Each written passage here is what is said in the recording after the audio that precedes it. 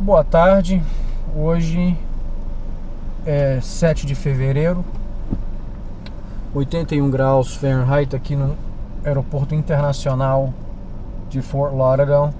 É um dos meus lugares favoritos de ficar pensando na vida. Gosto muito da aviação e os aviões ficam aqui decolando e aterrissando. Um dos lugares que eu gosto de parar e ficar.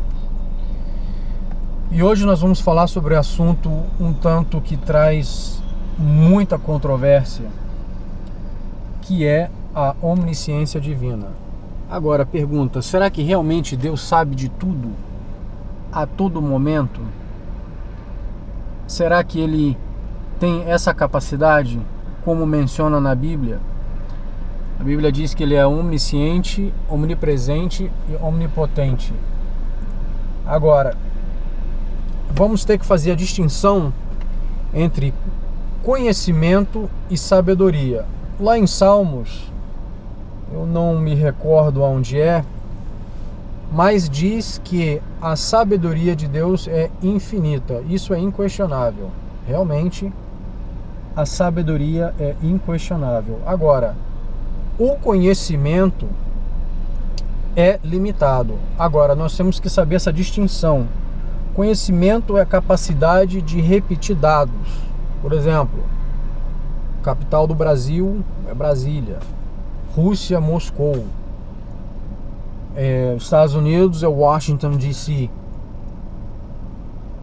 E a sabedoria é uma coisa distinta. Por exemplo, quando Salomão foi julgar aquela causa de quem era a mãe verdadeira da criança, ele não tinha conhecimento de quem era. Devido à sua sabedoria, ele pôde julgar aquela situação e passou a saber, teve o conhecimento de quem era a mãe, quem era a verdadeira mãe. Agora, se você for olhar pela lógica, que significa razão, e foi criada por Aristóteles como uma ferramenta para validar os pensamentos, chegamos à conclusão que qualquer raciocínio tem que ter a sua validade. Então, temos que raciocinar e temos que fazer um estudo profundo dentro das escrituras e nesses versículos que eu vou citar para chegarmos a uma conclusão, sem querer criar um debate, porque muitas das vezes o debate gera polêmica, gera problema e vira um combate, e a gente não quer isso. A gente quer chegar a um denominador comum e entender que nessas passagens o que é tão claro e tão óbvio, que houve coisas que aconteceu nas escrituras que Deus não teve conhecimento que iriam acontecer, coisas que aconteceram que ele não sabia que veriam a passar. Por exemplo, a questão da onisciência divina, ela é muito, mas muito mal entendida no nosso meio. A Bíblia relata várias provas que limitam o conhecimento divino. E o problema é o seguinte, que não teria nenhum sentido essas tais passagens se elas não fossem levadas literalmente. Não teria nenhum entendimento se fossem figurativas. E não existiria nenhuma razão para Deus dizer tais coisas sobre eles que não fossem sobre ele, que não fosse verdade. Não faria sentido.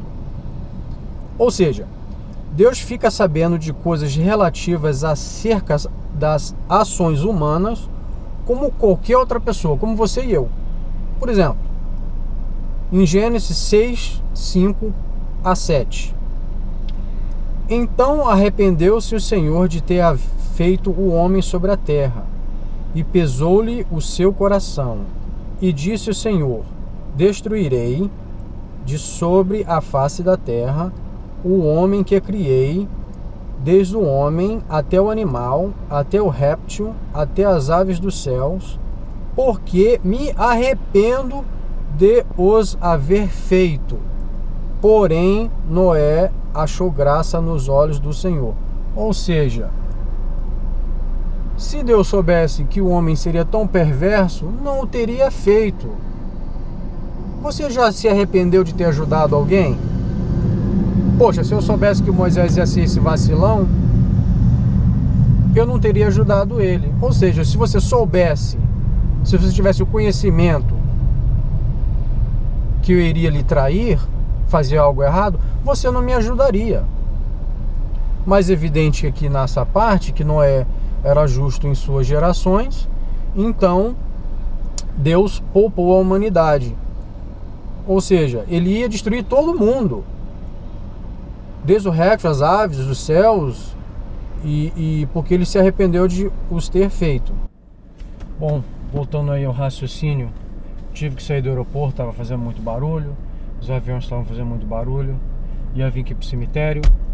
Aqui não tem barulho, quem está lá fora não quer entrar, quem está aqui dentro não pode sair, e mesmo se soubesse como o mundo está lá fora, também não sairiam. Voltando ao assunto, saindo do préternatural para o natural, o mundo natural em que vivemos, será que a mãe do Hitler, a mãe do Stalin ou do Mao Tse Tung, se elas soubessem que essas pessoas no século XX trariam tanta desgraça, tanta dor, tanta guerra, tanta morte, será que elas teriam tido esses filhos se soubessem com antecedência que eles fariam isso? Eu acho que não. Só ali na União Soviética, na Segunda Guerra Mundial, só dos soviéticos russos ali foram 28 milhões de pessoas que morreram. No caso do Stalin, ali na Ucrânia, foram 6 milhões de pessoas que pereceram de fome. Mao Tse Tung, na China. Ou seja, se elas soubessem, com certeza, eu acho que elas não trariam essas pessoas ao mundo. Agora, voltando ao mundo préternatural, aqui Deus diz, nesses versículos, que ele, nesse versículo, especificamente nesse versículo, que ele se arrependeu de ter feito o homem. Porque a terra já foi até destruída uma vez antes. Então ele não teria nenhum problema de destruir de novo, mesmo com o plano que tinha feito em Gênesis. Ou seja, a coisa é muito mais pesada e muito mais complicada do que um imagina. Agora voltando ao mundo préternatural, em Gênesis 18, capítulo 18, 21 a 22, ele diz assim: disse mais o Senhor, porquanto o clamor de Sodoma e Gomorra se tem multiplicado, e porquanto o seu pecado se tem agravado muito, descerei agora, e verei se, com efeito, tem praticado segundo este clamor que é vindo a mim. Se não, sabê-lo-ei. Então viraram aqueles varões o rosto dali, e foram para Sodoma. Mas Abraão ficou ainda de pé diante da face do Senhor. Ou seja, ele iria ter certeza, nesse versículo ele está dizendo que ele queria ter certeza se o clamor era como estavam clamando. E se não fosse aquele clamor determinado, ele ia saber. Uma coisa assim que é óbvio. Em Jó 12, 22, é um versículo que ele, no português, ele não faz muito sentido, mas no inglês é diferente. Ele diz assim: as profundezas das trevas manifesta e a sombra da morte traz a luz. Ou seja, no inglês está diferente, está dizendo que ele descobre os mais profundos dos abismos. Ou seja, se ele descobre, ele não sabe onde eles estão. Abismos, ou buraco negro, ou vasto universo, assim que ele vai se expandindo, ele vai sabendo o que está acontecendo nesses lugares.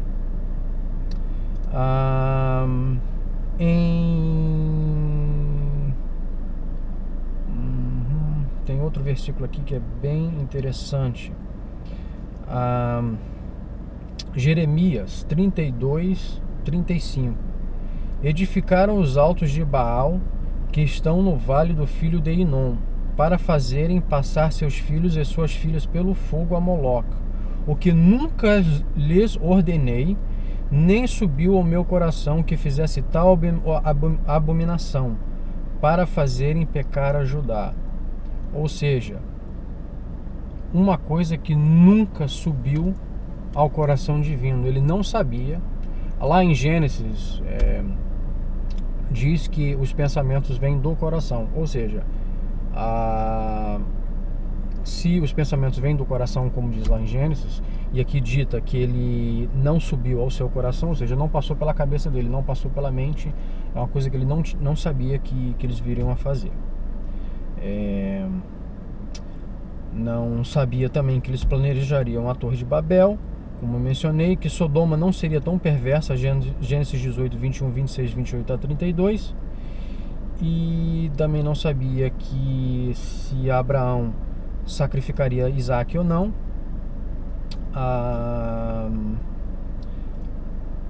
Aqui um caso que aconteceu específico em Israel, que Deus disse a Moisés para fazer 3 sinais específicos ao povo de Israel para eles acreditarem. Ou seja, Deus não sabia quantos sinais levaria Israel para crer nele. Vamos lá. E acontecerá que, se eles não te crerem, nem ouvirem a voz do primeiro sinal, crerão a voz do derradeiro sinal. E se acontecer que ainda não creiam a esses 2 sinais, nem ouçam a tua voz, tomarás das águas do rio e derramarás na terra seca. E as águas que tomarás do rio tornar-se-ão sangue sobre a terra seca. Então disse Moisés ao Senhor: Senhor, eu não sou homem eloquente, nem de ontem, nem de anteontem, nem ainda desde que tens falado ao teu servo, porque sou pesado de boca e pesado de língua. Ou seja, não sabia quantos sinais Israel iria crer nele. Aqui está muito claro, não precisa nem de interpretação. Que o teste de Israel, que eles ficaram em 40 anos no deserto,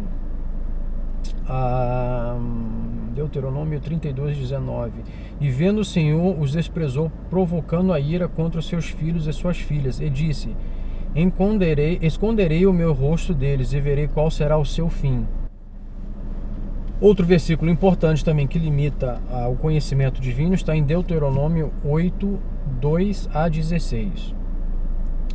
E te lembrarás de todo o caminho pela qual o Senhor, teu Deus, te guiou no deserto estes 40 anos para te humilhar e te provar, para saber o que estava no teu coração. Ora, foram 40 anos.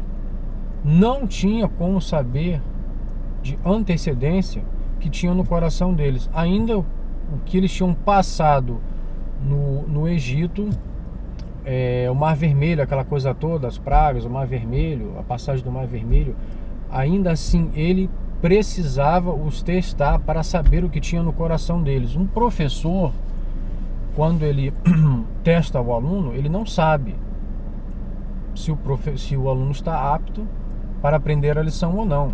Como tudo nessa vida precisa um teste. Essa câmera que está sendo filmada precisou ser testada pela GoPro. Essa câmera aqui também precisou ser testada pela Falcon. Esse carro que eu estou dirigindo, tiveram que fazer teste, porque eles não sabiam se o carro estava apto para a estrada ou não. Todos eles foram testados. Ou seja, ali Deus não sabia o que eles tinham no coração e precisou testar, humilhar eles lá por 40 anos para saber. Isso é uma coisa que está muito óbvia. Agora, evidente, claro, Deus conhece quantos cabelos tem na minha cabeça, entendeu? Deus também sabe que eu já estou perdendo alguns com a idade chegando. E a gente tem que entender o seguinte: agora no mundo natural, por exemplo, pessoas como Aristóteles, tinha até inconsistências nos escritos dele. Um compositor russo chamado Sergei Rachmaninov, parece que ele tinha uma dificuldade para tocar lá uma música de Chopin, e outras pessoas que temos hoje, que tem dificuldade de fazer alguma coisa, tem uma inconsistência, mas ele não deixa de ser o que é. Aristóteles não deixa de ser o que ele era. Os escritos importantíssimos, o Rachmaninov também, outras pessoas que viveram em nossos tempos, que têm uma inconsistência, eles não deixam de ser o que são por algumas falhas. Agora, voltando ao mundo do préternatural, Deus não perde a soberania dele porque ele não conheceu ou não sabia de algumas coisas que aconteceriam. Deus não perde a soberania dele, isso é fato. Ele criou um universo vasto, infinito, que nem ele pode chegar no fim dele, mas ele não é contido por esse universo. Correto? Então, as pessoas não precisam gritar e se espernear e dizer: mas Deus é luz, Deus pode tudo, e ficar: mas você não sabe o que está falando, e aí outro briga, e já deu vários debates sobre isso, e eles não entenderam que só porque Deus não sabia que algumas coisas aconteceriam, ele não deixa de perder a soberania dele. Nunca. Não é difícil de entender. Temos lá a Bíblia, a única ciência que ela tem um começo e tem um fim. Desde o começo até o fim. Deus ali disse em Apocalipse tudo o que vai acontecer no final dos tempos. Correto? Ele sabe. Só que algumas coisas ele não tinha ideia que aconteceria. Assim como o universo é infinito, como eu mencionei, você vai nessa direção, a ciência diz que não tem fim, nessa direção não tem fim, nessa direção não tem fim, norte, sul, leste, oeste, não tem fim. Correto? Assim que o universo vai expandindo, Deus vai sabendo o que vai acontecendo nessas partes do universo. Assim como o Brasil vai se expandindo, as terras que não tem cidades, quando ela vai se expandindo, vai construindo casa, aí vai polícia, vai prefeito, vai funerária também, Deus queira que não, né? Mas vai se expandindo, assim, ele vai sabendo das coisas assim como elas vão ocorrendo. Deus também procura homens que ele possa abençoar. Se ele procura, não sabe onde está. Ele fica procurando. 2 Crônicas 16:9. Porque, quanto ao Senhor, seus olhos passam por toda a terra para mostrar-se forte para com aquele cujo coração é perfeito para com ele. Nisto, pois, procede loucamente, porque desde agora haverá guerras contra ti. Correto? Então ele procura pessoas que ele possa abençoar. Quem não quer, né? Até eu, caramba.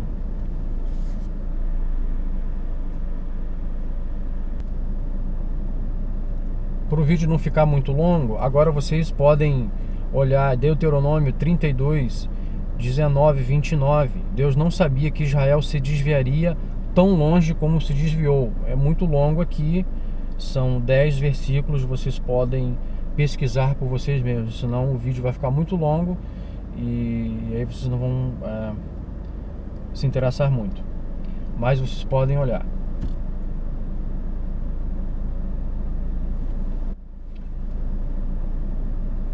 Para o vídeo não ficar muito longo, agora vocês podem olhar Deuteronômio 32, 19 e 29. Deus não sabia que Israel se desviaria tão longe como se desviou. É muito longo aqui, são 10 versículos, vocês podem pesquisar por vocês mesmos, senão o vídeo vai ficar muito longo e aí vocês não vão se interessar muito, mas vocês podem olhar.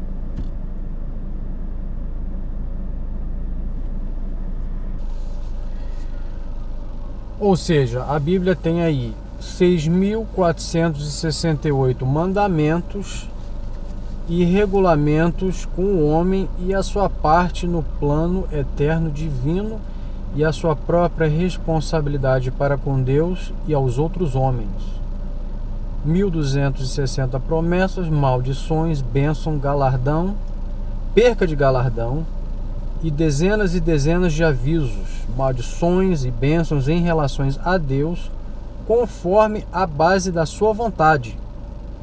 A Bíblia tem 1522 vezes a palavra "se" e centenas de condições e requerimentos de Deus através das Escrituras. São provas mais que suficientes para nós entendermos que Deus não causa todos esses atos e esses fatos, e muitos outros nos fazem entender claramente que Deus não sabe de toda a eternidade o que muitos homens fariam, nem que farão até mesmo no futuro. Você, aliás, não vai encontrar na Bíblia alguma parte que Deus sabe ou que ainda gostaria de saber, em particular de todos os eventos da vasta criação do ser humano, ou que predestinou todo o pensamento, a ação de toda a eternidade e uma eternidade futura. Agora, você não pode confundir o plano que Deus fez desde o começo, da fundação do mundo, até o futuro. Ele tem o poder de fazer isso. Isso vai acontecer. Você não pode confundir, porque o pessoal começa a confundir, aí começa a postar comentário da aparência do cara, não porque o cara é careca, não porque o cara tá perdendo o cabelo, porque você não sabe, Deus é luz, Deus... Não, a gente não pode confundir. Nós temos que entender, ter um raciocínio lógico do que está se tentando passar. Como eu disse lá, Deus não perde a soberania porque alguns fatos, algumas coisas que aconteceram, ele não soube. O plano divino, a vontade divina é que todo homem se salve, todo. Se o homem não quer se salvar, isso é uma decisão dele. Ele está se autocondenando ao fogo eterno, como vemos lá em Timóteo 2,4, 2 Pedro 3, versículo 9, João 3,16, que é famosíssimo, todo mundo sabe, até os ateus conhecem, e Apocalipse 22 e 17. Bom, espero que esse vídeo tenha esclarecido um pouco sobre a onisciência divina, e o próximo vídeo será sobre a onipotência divina. Vocês também vão ficar um pouco surpresos que Deus também não pode tudo. Ele tem algumas esferas que ele não trabalha, e mesmo assim, não podendo algumas coisas, ele ainda não perde a soberania. Bom, vamos para então mais um dia de trabalho aqui em Fort Lauderdale, e a gente aí se vê na próxima vez. Um abraço a todos, Deus abençoe e até mais.